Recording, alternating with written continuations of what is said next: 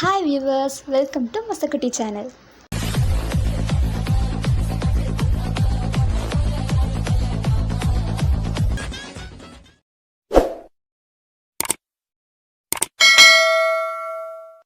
Hi friends, இன்னைக்கு நம்ம கிறிஸ்பியான ஆனியன் பக்கோடா எப்படி செய்யறதுன்னு பார்த்துடலாம். இப்போ வெங்காய பக்கோடா செய்யறதுக்கு தேவையான பொருள் என்னென்னு பார்த்துடலாம். கடலை மாவு, அரிசி மாவு, உப்பு, சோடா உப்பு கொஞ்சம் வச்சுருக்கேன். இஞ்சி பூண்டை கரகரப்பாக அரைச்சி வச்சுருக்கேன். வெங்காயத்தை இந்த மாதிரி ஷேப்பில் கட் பண்ணி வச்சுருக்கேன். அடுத்து பச்சை மிளகா, கருவேப்பிலை, பூண்டை தோலோடு தட்டி வச்சுருக்கேன். அப்புறம் எண்ணெய். இவ்வளோ தேவையான பொருள். இப்போ எப்படி செய்கிறதுன்னு பார்த்துடலாம். இப்போ ஒரு பாத்திரத்தில் 200 கிராம் கடலை மாவை ஆட் பண்ணிக்க போகிறேன்.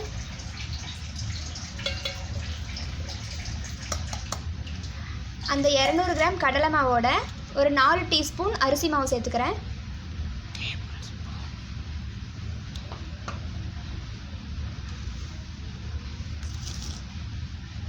அதோட தேவையான அளவு உப்பு சேர்த்துக்கிறேன்.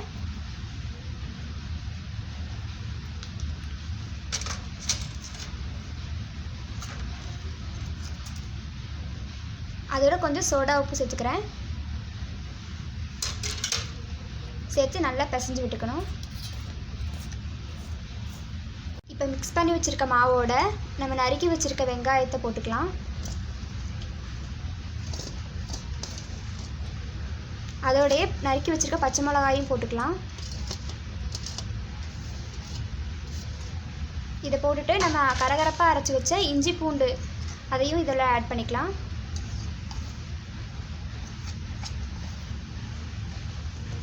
இப்போ எல்லாத்தையும் சேர்த்து நல்லா பிசைஞ்சுக்கணும்.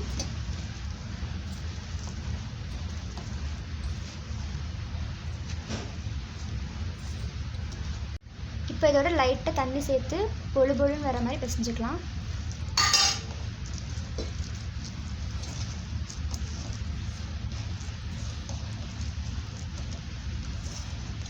இப்போ ஸ்டவ்வை ஆன் பண்ணி அதில் ஒரு பாத்திரத்தை வச்சுருக்கேன். பாத்திரம் கொஞ்சம் சூடானதும் அதில் பொரிக்கிறதுக்கு தேவையான அளவு எண்ணெய் ஊற்றிக்கலாம்.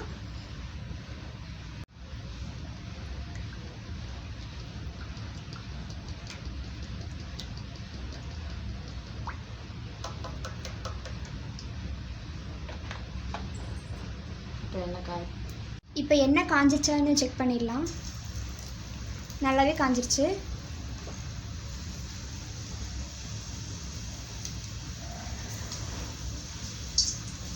நல்லா உதிரி உதிரியாக போட்டு விட்டுக்கோங்க.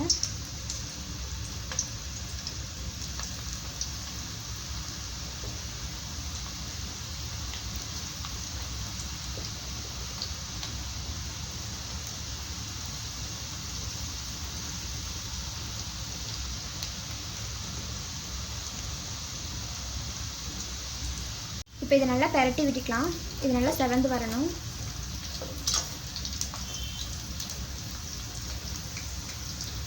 இப்போ இது நல்லா ஃப்ரை ஆகிடுச்சு. இதை வெளியில் எடுத்துடலாம்.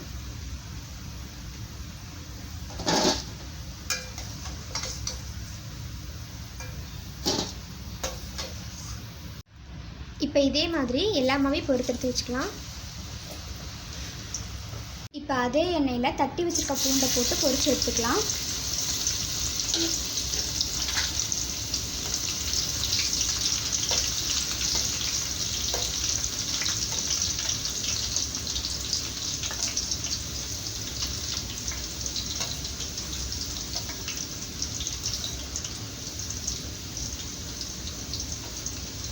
இப்போ இது நல்லா மொறுமொறுன்னு ஆனதும் இதை வெளியில் எடுத்து வச்சிடலாம்.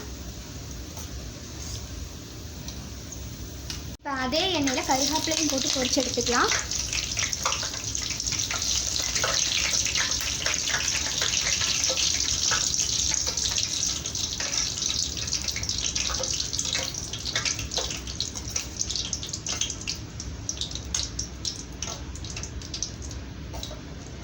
இது நல்லா மொறுமொறுன்னு ஆனதும் வெளியில் எடுத்துடலாம்.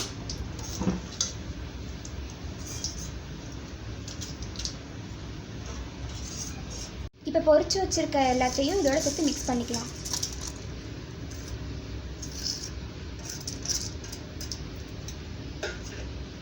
அவ்வளோதாங்க.